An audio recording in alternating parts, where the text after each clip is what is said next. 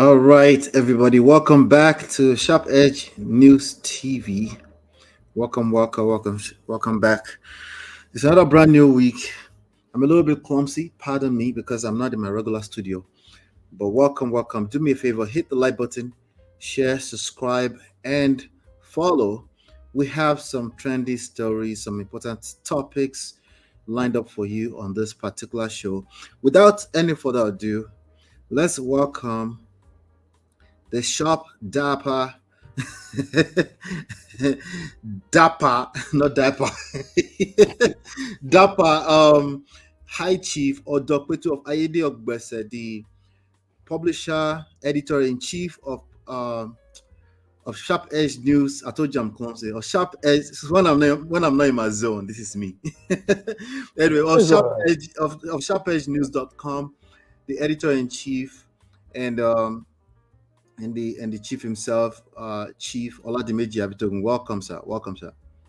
Good to be back. And Yes. without wasting time tonight, let me appreciate our audience. Let me appreciate people who continue to sow in what we do to make sure that we are the very best in the industry. All you can do is to face the reality that this has become your unchangeable uh, leader in the pack.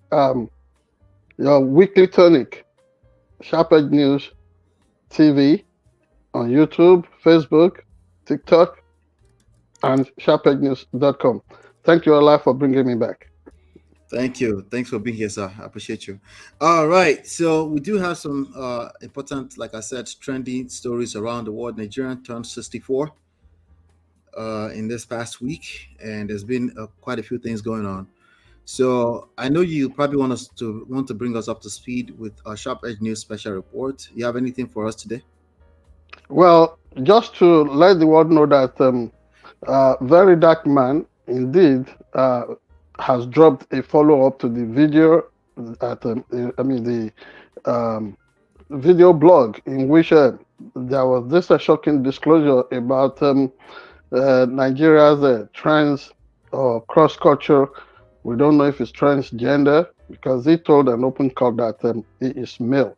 Uh, Bob Risky, the shocking disclosure that he never spent a day in the Hmm. facility in any Nigerian correctional facility, and that there were possibilities from what he said, but now everybody is beginning to question the consistency of some of the discussions traced to him in leaked telephone exchanges.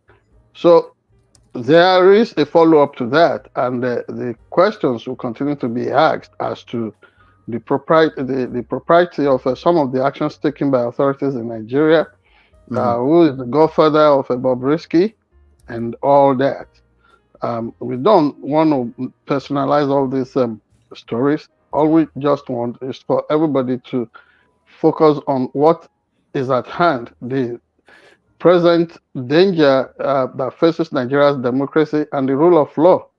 Whether you are looking at the case of Bobrisky or you are looking at the coup plot that is going on in River State, led by the Minister of State, the Minister of the substantive Minister of Federal Capital Territory, former Governor of River State, Yeson Wike.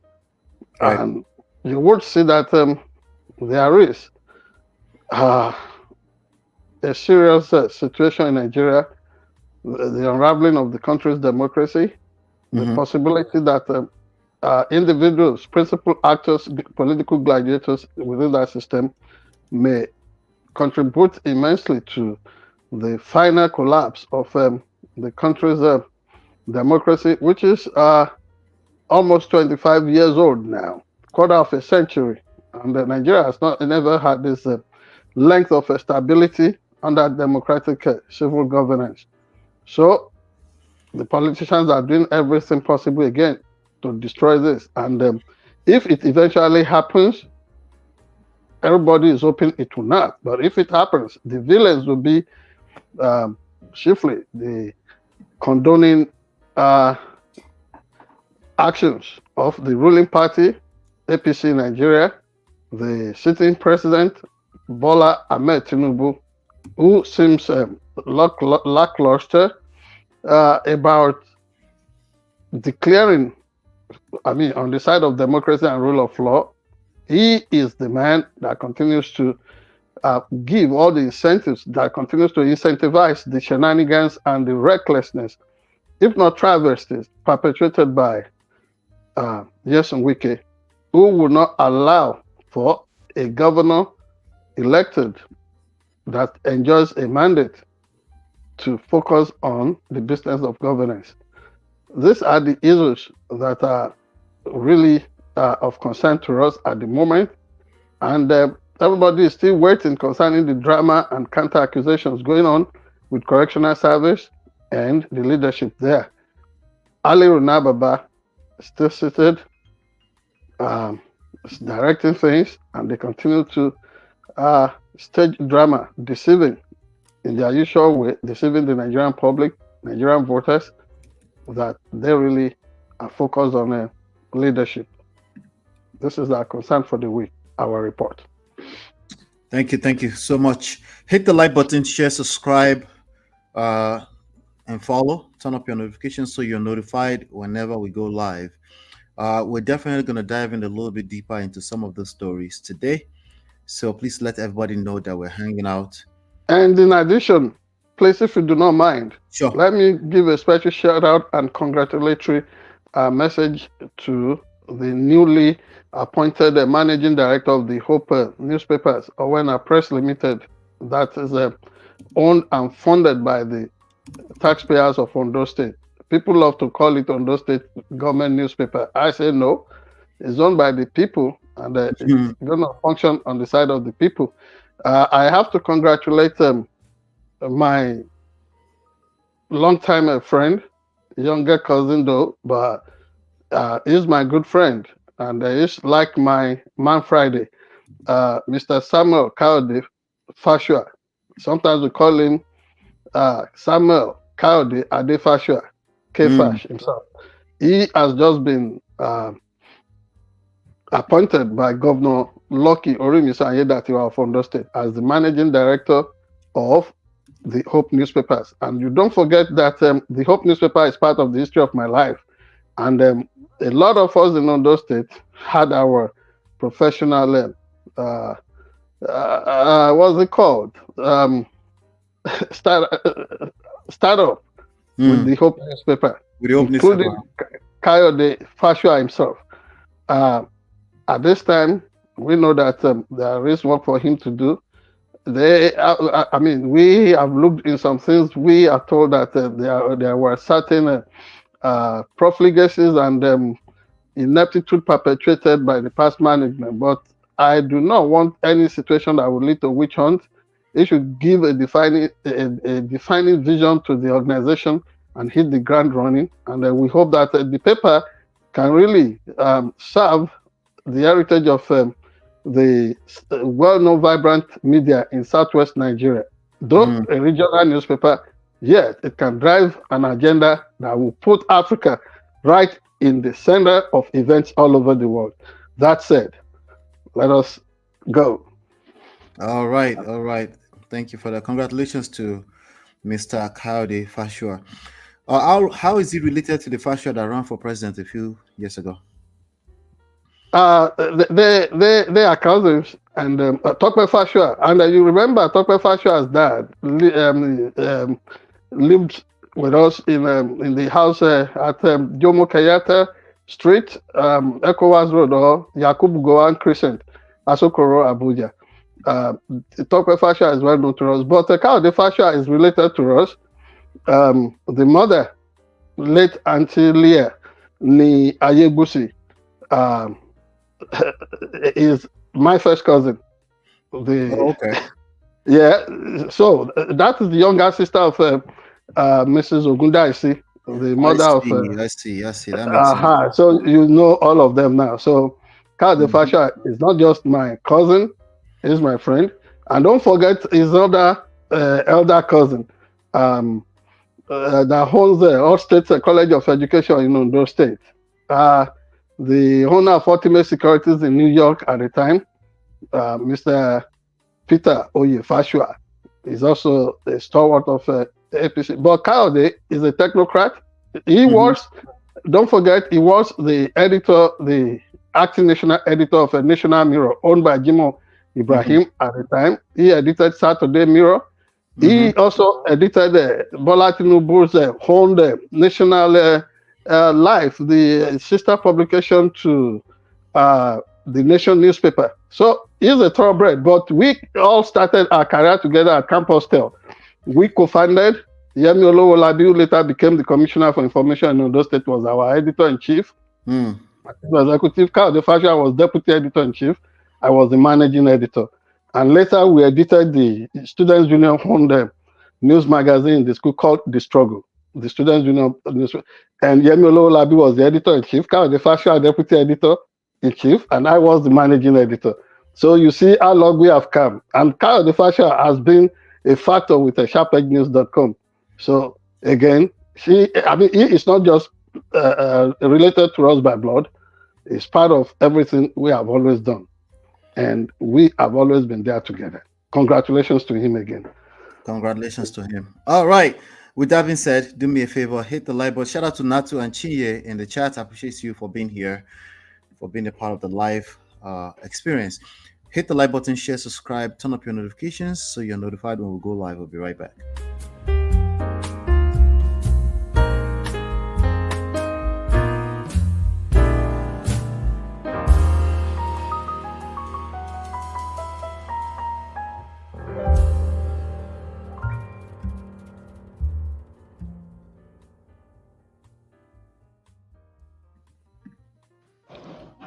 Fellow Nigerians, better days are ahead of us.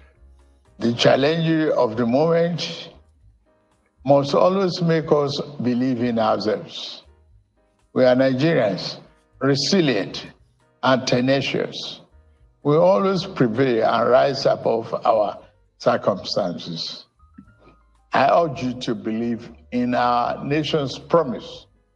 The road ahead may be challenging, but we will forge a path towards a brighter future with your support. Together, we will cultivate a Nigeria that reflects the aspiration of all its citizens, a nation that resonates with pride, dignity, and shared success. As agents of change, we can shape our destiny and build a brighter future by us. Anyway, let's get into it. I know you watched the speech, so there's a headline actually on BBC. Nigeria president pleads for patience amid tough economy. Bola Tinubu has pleaded with his compatriots for patience as they continue to grapple with a tough economic situation. How far do you think we can go with patience with the situation of Nigeria right now? Nigeria at 64. What will be your assessment of Nigeria at 64? Nigeria was hit with a lot of protest on the Independence Day, October 1st. Can you bring us up to speed? What's going on with this? Nigeria he said he wants support, so let's give him some support. Yeah, he wants support, and course, you saw me smiling, jiggling a little bit because sometimes I try to understand Bola Tinubu's attempt at doing stuff with English, maybe phonology or phonetics. We call it phonetics at times. But you English people call it phonetics. We call it phone.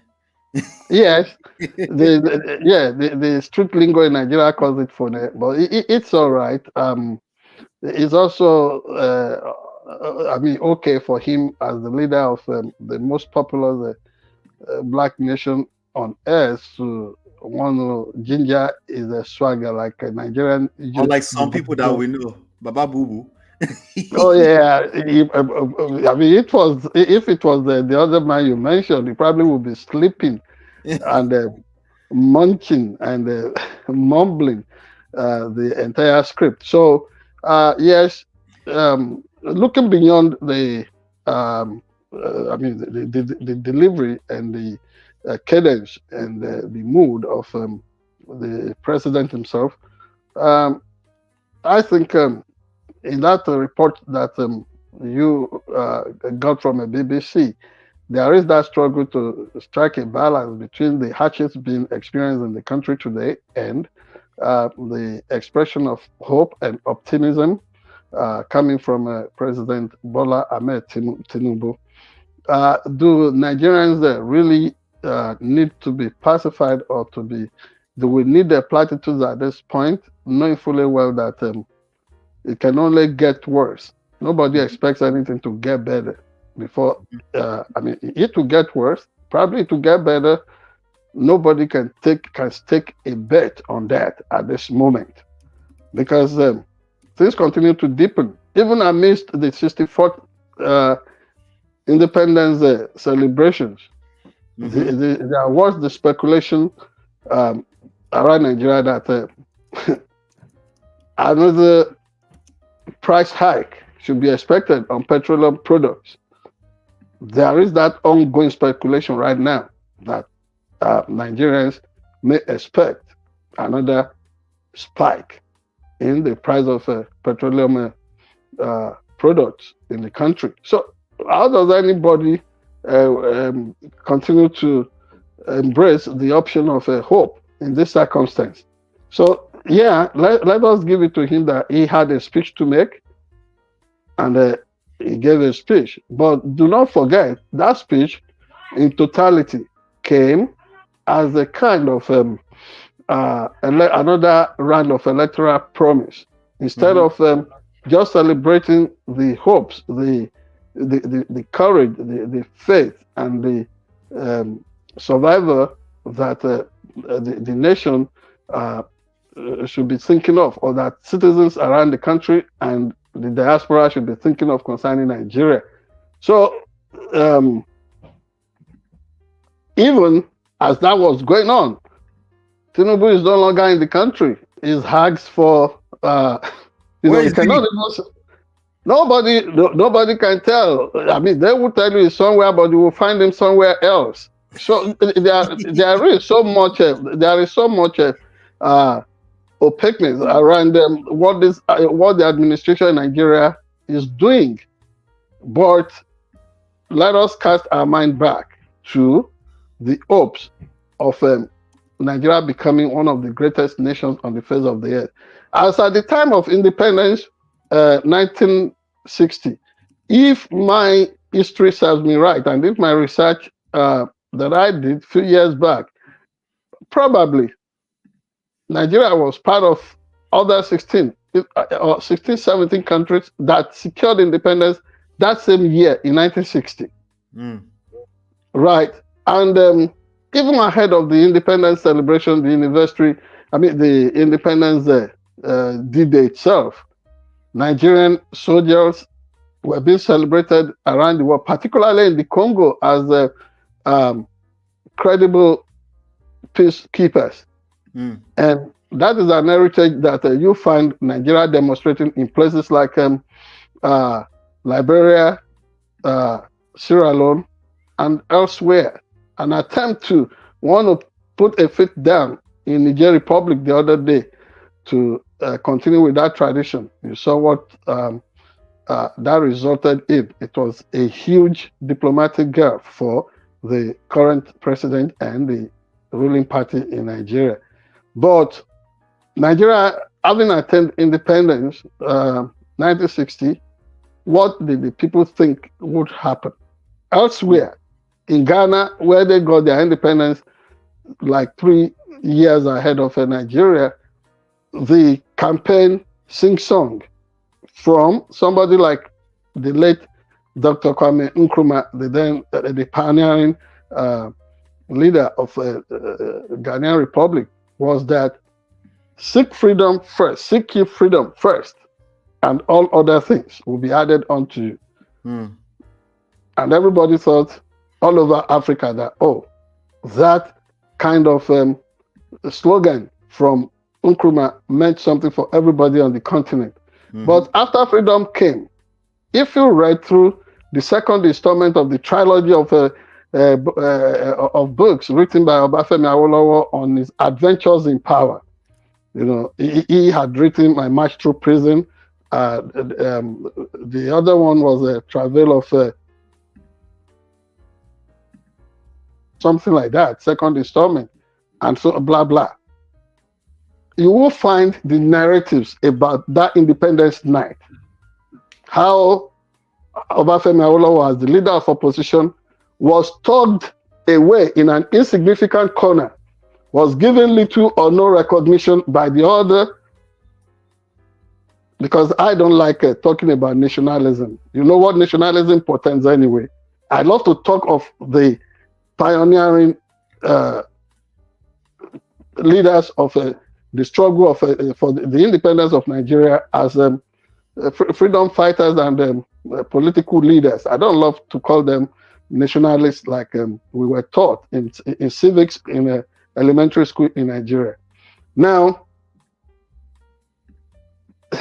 right from the foundation of that country, that night, people already broke into cliques and all kinds of clandestine groups that would destroy the country. If it happened in 1960 then, when the leader of opposition, who was leading a shadow cabinet, yes, he did not become the prime minister. On the contrary, Abubakar Tafawa Balewa became the de facto leader of government. That is, he was the prime minister. What disturbed them from closing their ranks instead of allowing for the fanning of the embers of division that had been sown by the departing British authorities, the colonizers? And when you look at that seed of distrust there, the way they tried to outdo themselves by way of trying to embarrass each other, that's what has played up till now. That is what has plagued the nation, Nigeria, till today. In spite of the potentials, Nigeria, come here, this or that, would rank alongside China, would rank alongside Malaysia, would rank alongside India and other nations that have become Asian tigers in industry and industrialization and economic development today. Nigeria derailed. All kinds of things. The celebration of this anniversary, 50th anniversary, the golden jubilee of Nigeria as a nation, in 2010, I went around the country with my production crew, spoke with the late Dr. Richard Akinjide, one-time Minister of Justice and Attorney General. Spoke with a lot of people, but I also did not forget to talk to men of the underworld. I was able to track down, and I was probably the first journalist in Nigeria that interviewed China Rambo, who had been given, remember, I was the notorious armed robber, and I asked him, why did you also torment Nigeria? What is the trouble with Nigeria? And part of what he told me was reproduced by the National Life newspaper. I told you that Carl De Fascia used to edit. And part of the script is what has been used to act Chinarambo movie that you see everywhere. But the point I'm making is this: whether you're talking of politicians, whether you're talking of soldiers, police, you're talking of all kinds of people, everybody has dealt Nigeria a terrible blow. And what is the way forward? Is it in the optimism expressed by Tinubu, who has betrayed his own vision, or is in the capability of the average Nigerian to spring unexpected surprises? Because as individuals, we continue to excel wherever we find ourselves.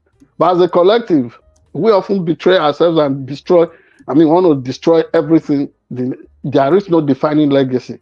You cannot point to an individual as the hero of the country, and you see ethnic bigotry and all kinds of chauvinism here and there. What hope lies for the nation? Ola, I cannot deceive you, and I don't want to also deceive our audience out there that I do not have that crystal ball. I wish I can look in my crystal ball and tell you this is the way to go. But I know some people have written in the past, like path to Nigeria's greatness and all those things that Obafemi. If it was true, way back in 1948 and 1950, when he was doing those political science experimentations, and he came to that conclusion. I am not an artist, and I have no shame about that. But I also love knowledge, and we must give it to him. He's about the most serious scholar. The most dedicated individual as to the political science formula that can work for Nigeria, which is true federalism. You've spoken of multilingual, multicultural, multi-ethnic society. That what will work best for them. And when you look at the example of places like India, you look at the example of the United States there, because of its diversity of immigrant people and Native Americans. What seems best in the circumstance would be for us to embrace true federalism. Whatever anybody is doing in Nigeria today that makes it a no-go area to discuss true federalism or regionalism in Nigeria, that would be nonsense. That would be around nonsense. But let us embrace our fear and address that, and know that in addressing it, it doesn't break us apart. We can even emerge stronger. At 64, I think Nigeria should begin to look at the possibility of strong federating units and weak center power devolution than true federalism. God bless us. All right. Thank you so much. I think that's a very good summary of the general, sentiment, just where people are in general. But we're looking for, I'm very hopeful. We're looking forward to it. Everybody, please help us hit the like button, share, subscribe, and follow. We have some other news to cover, and we'll be right back.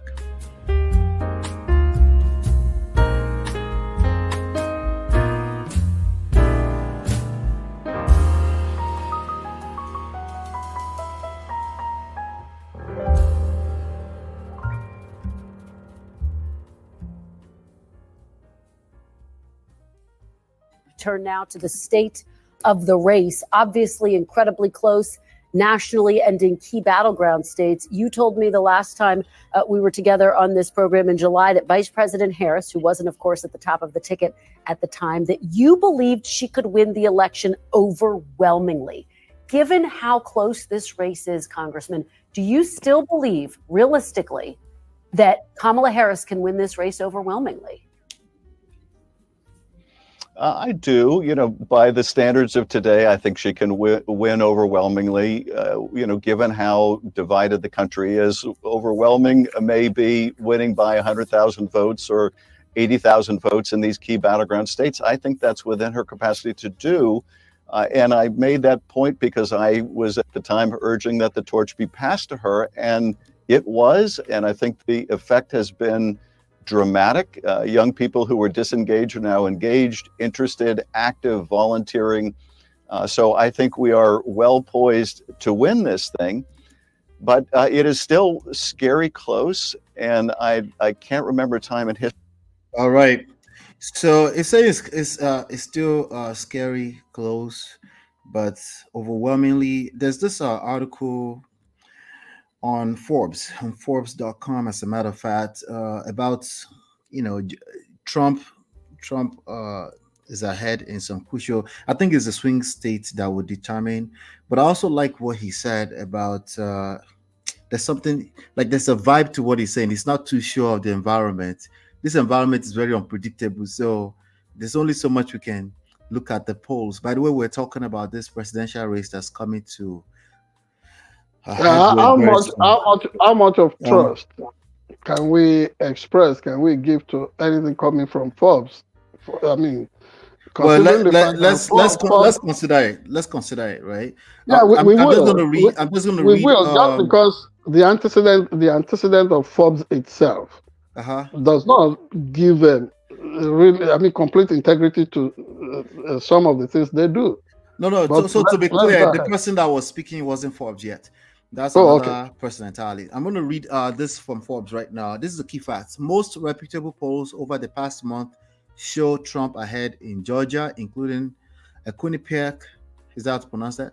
University poll that found him by 6 points over Vice President Kamala, and a Cook Political Report survey that shows him up by 2 points. I don't know what 2 points with respect to what. Another one says Trump is favored to win Georgia by 1.3 points in 538 poll tracker and by 1.5 points in Real Clear Politics poll tracker. Then another point here says until Biden's 2020 win in Georgia by just under 12,000 votes, the state hadn't voted for a Republican presidential candidate since 1992. But Georgia has moved to swing state status over the past decade as Democrats have improved their margins in general state elections. I'm sure you want to hear that, but let me hear your thoughts so far, because we're like a few weeks away from this. We're like 2-3 weeks away. That's it. Now, the deal for me is this. Yes. At this point, I want to wait for that verdict from the American people. And this is not just a referendum on the character and the excesses, all the stuff that Donald Trump has gained notoriety for. This is not just, it is also a referendum on the reasoning, sense of judgment of the average American. For example, if somebody carries so much baggage, there is so much burden of misconduct and all that you can think of about Donald Trump. If Americans will still vote him in, let us wait for what the elections will tell us by way of results. See, there are other polls out there too, pointing to the fact that Democrats would win the state of Georgia by landslide. So where are they collecting their samples from? This is the thing.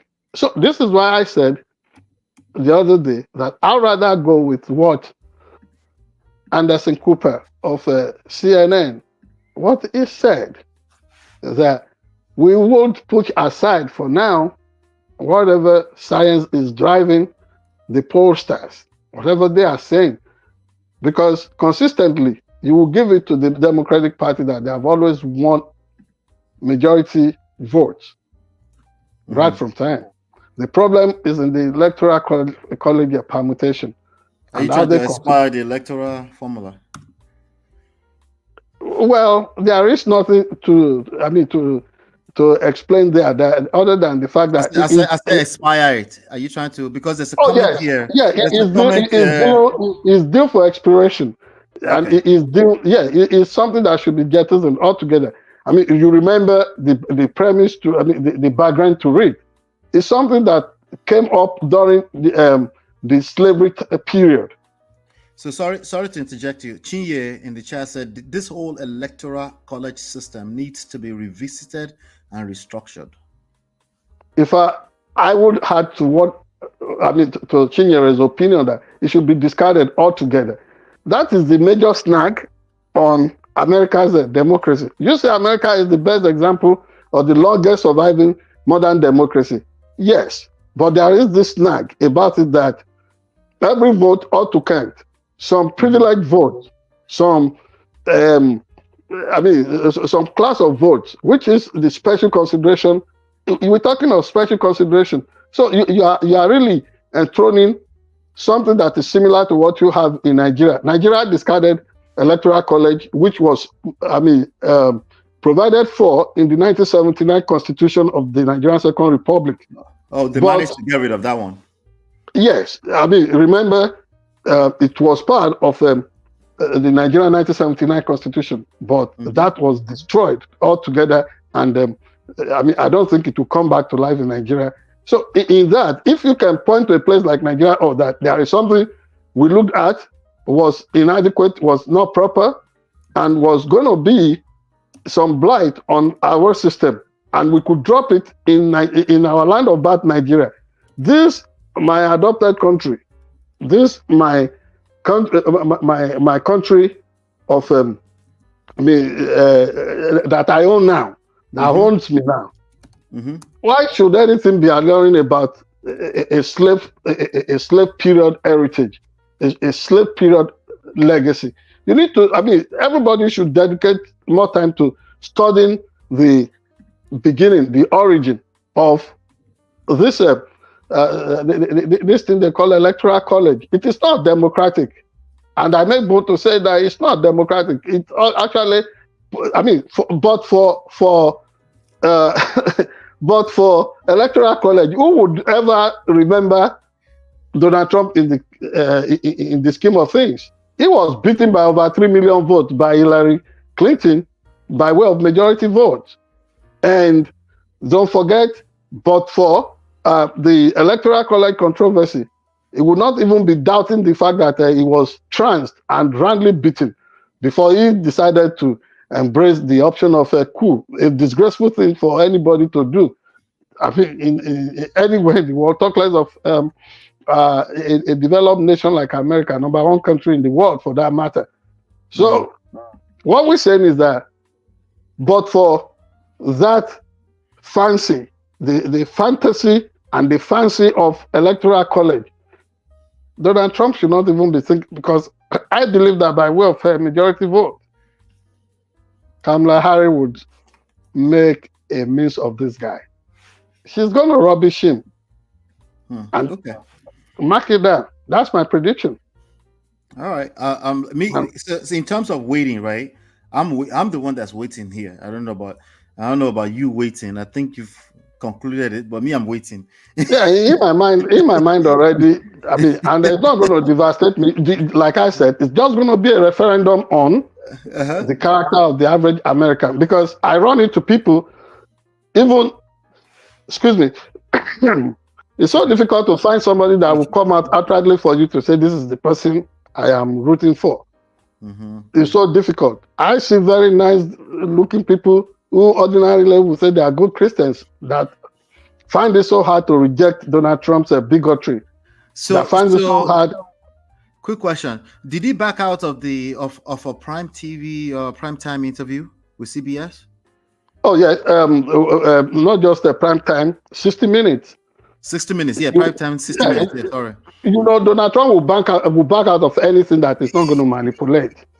If he's not coming there to be asked protocol questions, people, he can fool around like Sean Hannity, or what do they call him? All those class of jesters who call themselves journalists, who are not journalists really. They are just what's it called? Media influencers. Not even social media influencers. I removed the social from the media. So they belong to this drive-by media group, and they influence things for them. They tell all lies. Can you imagine that I ran into a good friend? It was last Friday, and he put it in my face that, the government is manipulating the weather. How do you manipulate weather? Just because these people came out with the lie, and because you can manifest the weather that you want, I guess. How?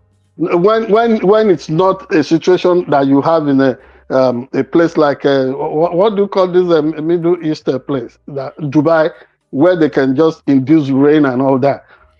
In this case, they are blaming the hurricane thing on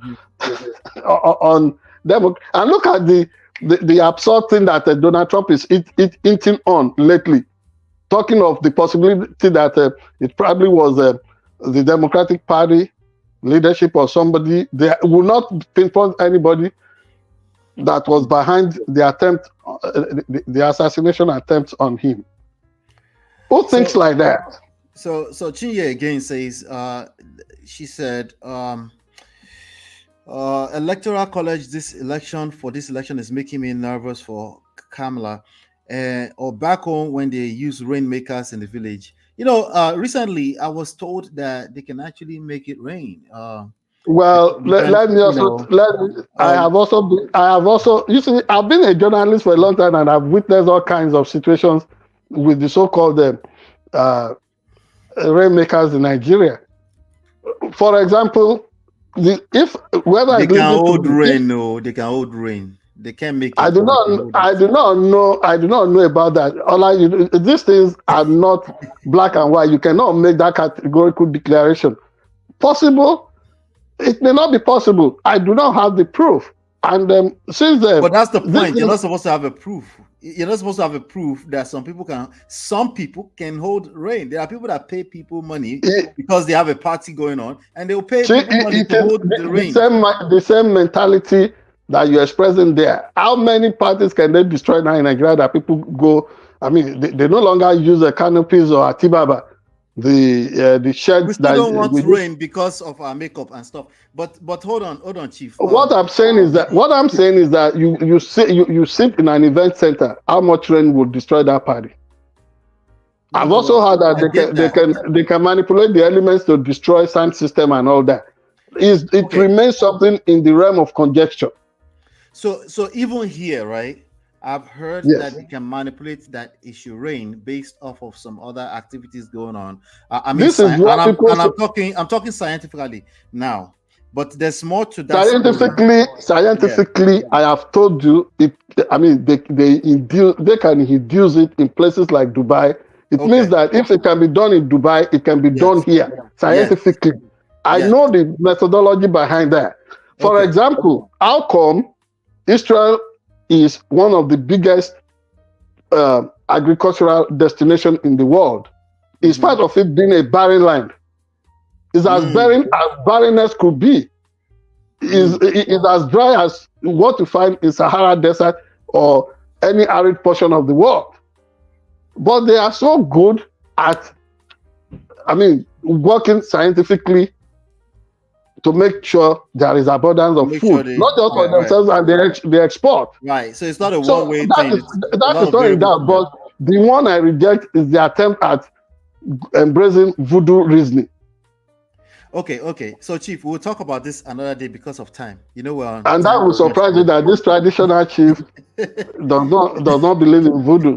Yes, because these are the things that have held our country, Nigeria down. These are things that have held Africa down. You tell me you can. Sorry to interject you. Please wait. You tell me you can manipulate all these things. I want to see it in the quantum of cell phones you make to remotely call people. I want to see the physical proof. That is me. We'll have that conversation another day. I have another point here that I wanted to put into this Trump story because we're also on a time crunch. So CNN is reporting that they've been editing words out of Kamala Harris ads, to her videos to make ads. For example, they edited the word estate out for the rich Americans. And then there's the report here that the ad significantly alters Harris meanings. So they're doing a lot of manipulation, and I'm saying that with regards to what Chinye posted here earlier on.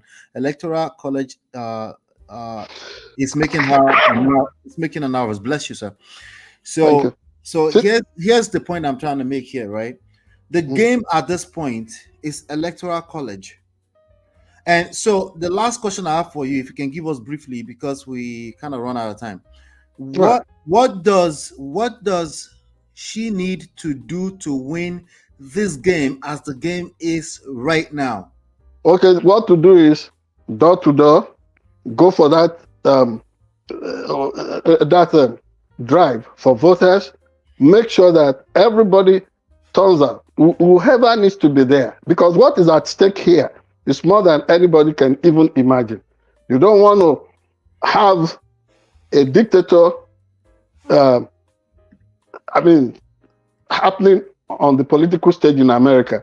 If you have it the foretaste that we had was not palatable, and they make it look like, those were the best years in America. It's all lies. Are you going to talk of the number of people in cold rooms, the dead bodies, the what's it called, the pandemic that ran haywire, and all other things that this guy lost his focus on while in office, and he was going to be so vindictive again, and he would, I mean, this is an unmanageable person. He mistakes the power of the presidency for maximum dictatorship. And what does it not understand about president? You just preside. It doesn't mean that you are, I mean, it does not mean that no other person is significant in the calculus. In fact, the citizen, you're talking of the office of the citizen, which is the strongest influence in governance. You would disparage that, you would discountenance that, you would reject all notions of being accountable to electorate. That is not what I want. I don't want to live in that kind of place.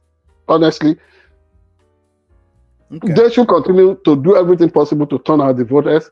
And at the end of the day, you will see that this guy would lose terribly, beyond woefully. Okay. All right, great. Thank you so much for that. And hit the like button, everybody. Please help us hit the like button, share, subscribe, turn up your notifications, join the conversation in the chat. Yes, even after the live show.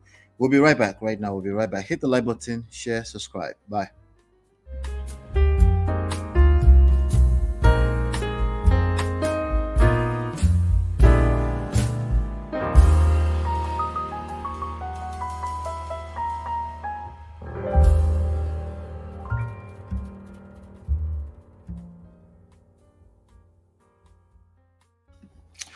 All right, welcome back. Let's watch a little bit of this video. This is Fubara answering Sheung. Let's see what he's saying. Sheung, I can quote names here. I can quote names, but for some reason, let me leave it. There is nothing I've not done on this earth for peace to reign. I can tell you the truth. I can tell you the number of times that I've kneeled down to beg that let's allow this issue to go. But, you know, I feel, like I said, I don't even want them to talk about this thing. I've done everything.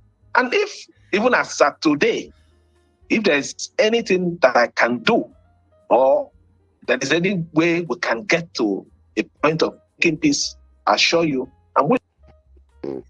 All right, so that was Fubara answering Sean with regards to making peace when it comes to the River State, Nigeria crisis that's going on.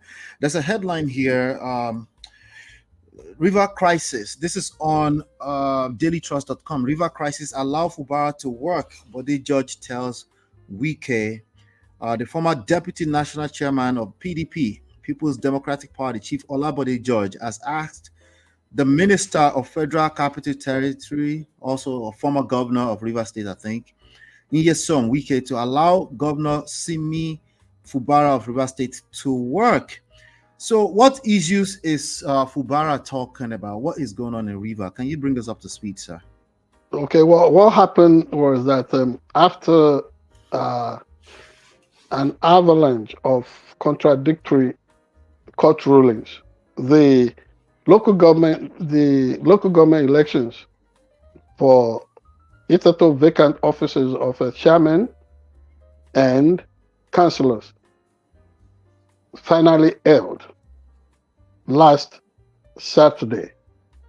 And in utter contradiction to the court ruling that said the police should not provide security for the process and all that, the people in different communities, in different local governments, in accordance with an earlier ruling by the Supreme Court in Nigeria that it will be unconstitutional to continue to have ad hoc arrangements by which all kinds of actors are appointed into offices as caretaker committee members and chairmen for local government, that wherever there was no free exercise of the voters will at the local government, the total level of government in Nigeria, that allocations, the statutory fiscal allocations on monthly basis would not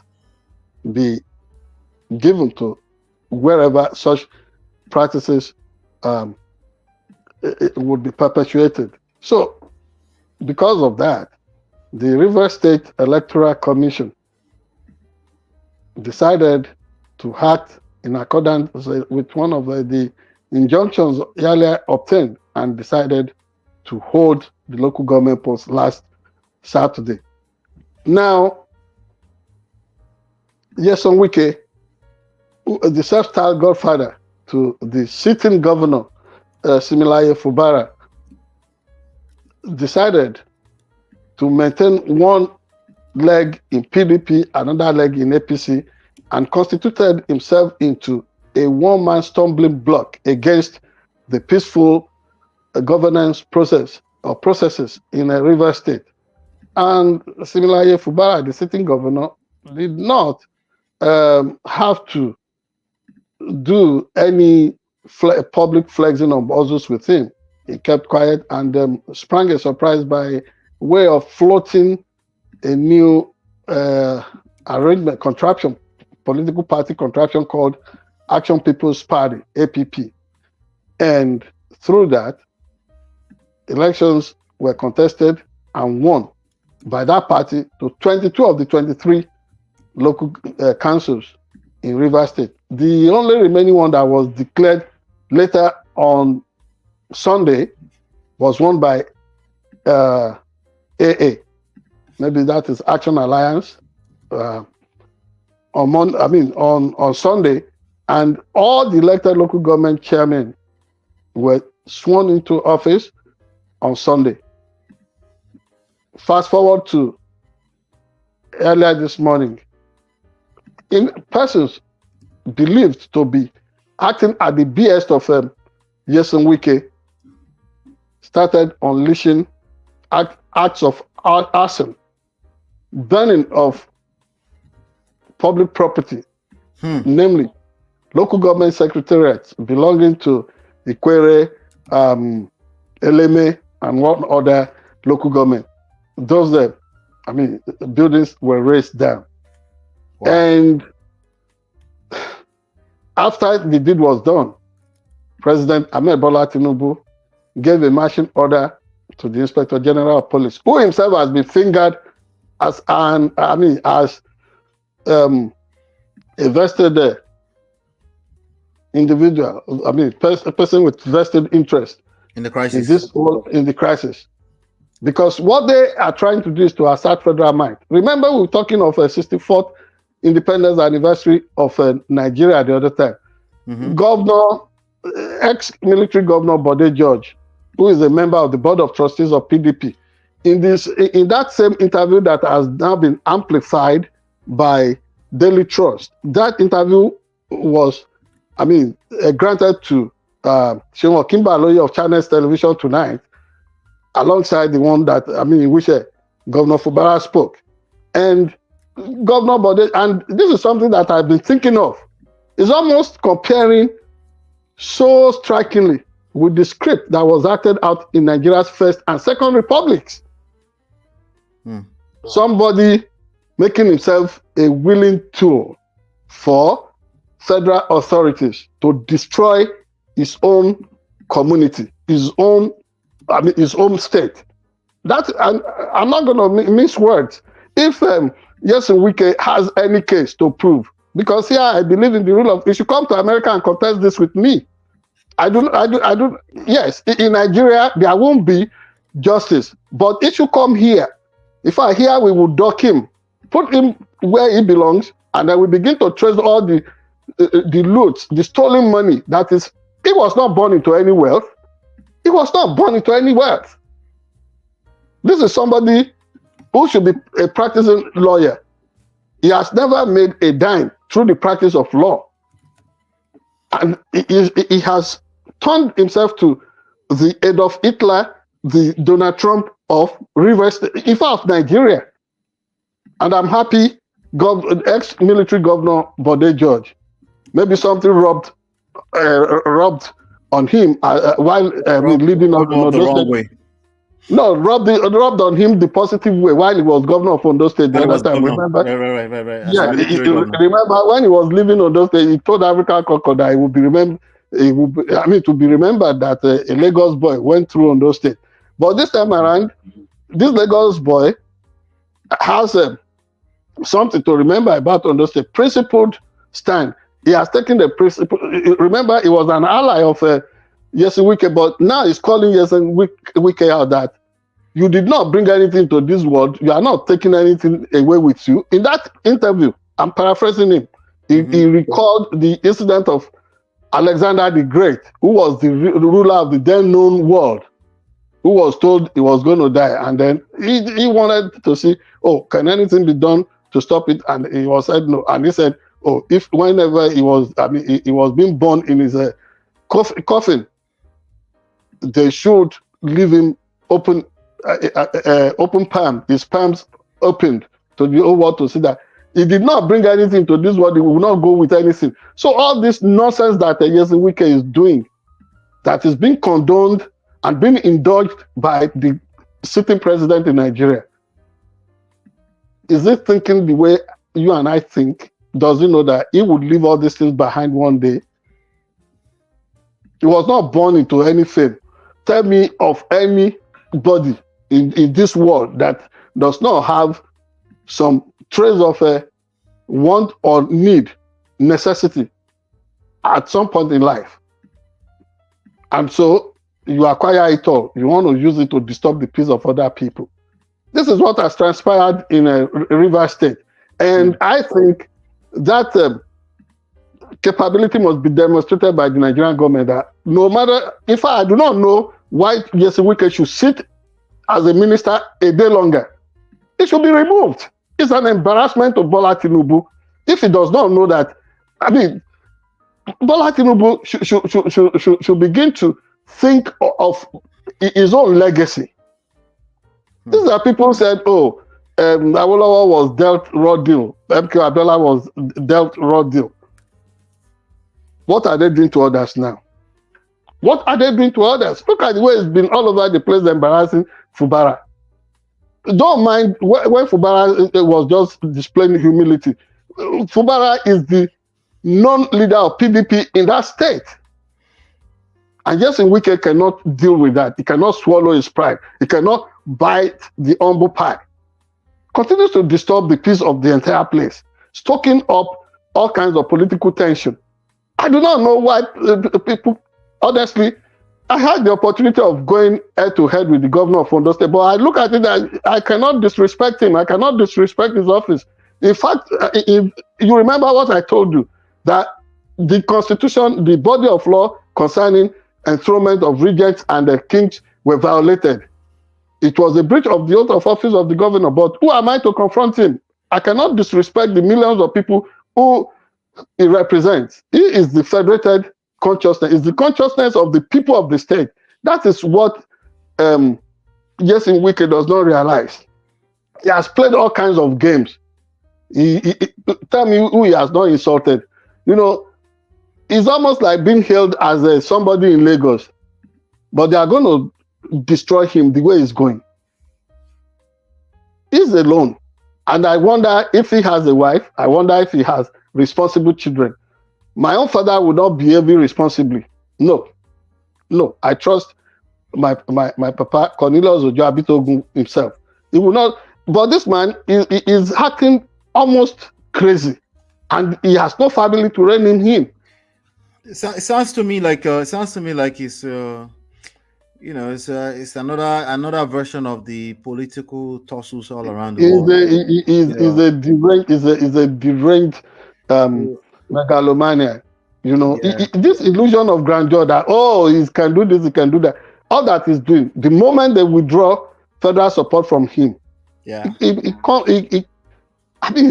challenging a governor like this. It's been trouble for everybody, and this is the monster created by Jonathan and his former president Goodluck Jonathan and his wife Patience Goodluck Jonathan. They indulge. This is the thing. Yeah. If you are nursing an Iroko tree, and you are not, pruning it the way you should, when it becomes so big, it will be demanding sacrifices and all kind of stupid stuff from you now. This is the monster they have created. And that is why it continues to torment that land as if it's invincible. Even Goliath, in all his might and what have you and foolishness, was brought down by little David. Yeah. And this is what we are witnessing. Unfortunately, we have to round up for the day. We run out of time. Thank you for giving us time to address this issue. But the truth of the matter is that Tinubu should fire Wike. How can you be a minister and you are sponsoring arson and killings? I'm putting it to him. If he wants to fight, he should come to America here. Then we will put his butt behind the bars. Let's hope he doesn't African buffoon. Let's hope he doesn't just end up in the shuffle. Maybe they will shuffle him out of the place. He is a distraction. Everybody has been hailing him. He's one of the. He's not a performing minister. Nothing. All the stupid media masters that has been bribing to sing his praise. Yeah. It's a distraction. It's an embarrassment. It's a disgrace. What a disgrace! Everybody, thank you for being here today. I have to nail this right here, solid, because of some other events going on. Thank you guys, everybody. Thank you, Chief. Hopefully you guys will be enlightened, educated. Join the conversation. Let's continue the conversation in the chat, in the comments. We'd love to read from you from time to time. I want to say thank you to Chinye, thank you to I think Ego Ventures was here earlier. Yes. Shout out to you guys for engaging the conversation. We'll see you guys on the next one. Have a good one. Bye now.